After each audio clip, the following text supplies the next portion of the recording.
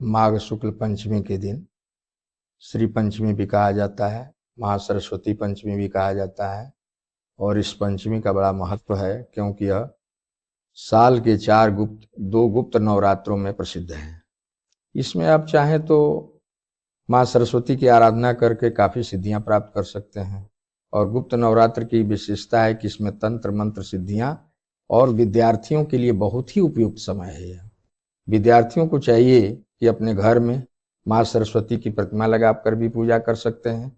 और यदि मूर्ति की स्थापना करनी हो तो प्रातःकाल सूर्योदय के पश्चात सुबह 9:36 तक समय है बसंत पंचमी का। बसंत पंचमी का मुहूर्त कुंभ लग्न में 7:54 से लेकर के 8:10 के बीच यदि चाहें तो वह इस लाभ को ले सकते हैं। उस समय यह स्थिर लग्न है और स्थिर लग्न में किसी भी मूर्ति की स्थापना या उसका पूजा पाठ शुभ फलदायी होता है। विद्यार्थी कलम, कॉपी, पुस्तक रख करके पूजा कर सकते हैं। और पूजन सामग्री में रोली, अबीर, हल्दी, सिंदूर, मौली अर्थात रक्षा सूत्र और फूल, दुर्वा। बसंत पंचमी है, पीले फूल मिल जाए तो और अच्छी बात है क्योंकि माँ का स्वरूप सरस्वती माता का माघ के महीने में पीला सरसों जो होता है, उसी तरह बसंत ऋतु में पीला रंग का ज्यादा महत्व है, बसंती कलर का ज्यादा महत्व है।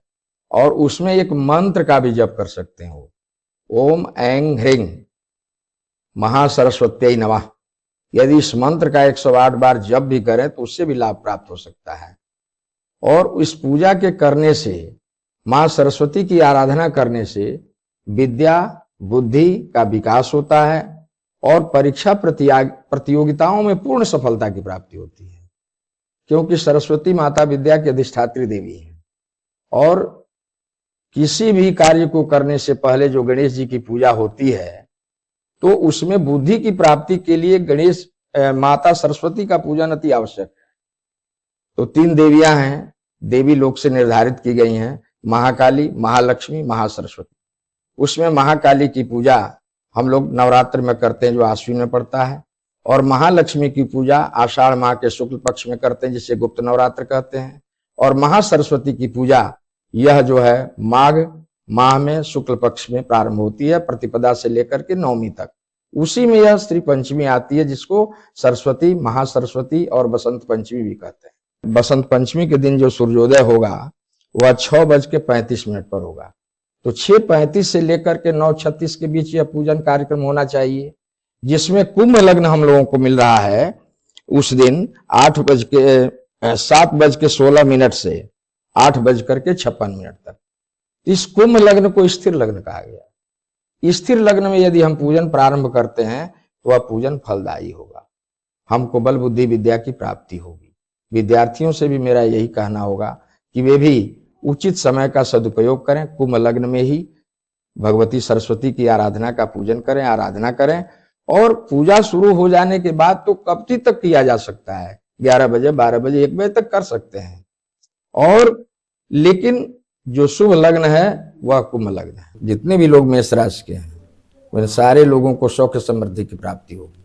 इसके पश्चात आ जाता है आपका सिंह राशि। सिंह राशि वालों के लिए इसकी खास विशेषता है कि उनके शत्रुओं का विनाश होगा और सिंह राशि वालों की बुद्धि का विकास होगा, लाभ की प्राप्ति होगी। इसके पश्चात आ जाता है आपको वृश्चिक राशि वालों को सुख की प्राप्ति होगी।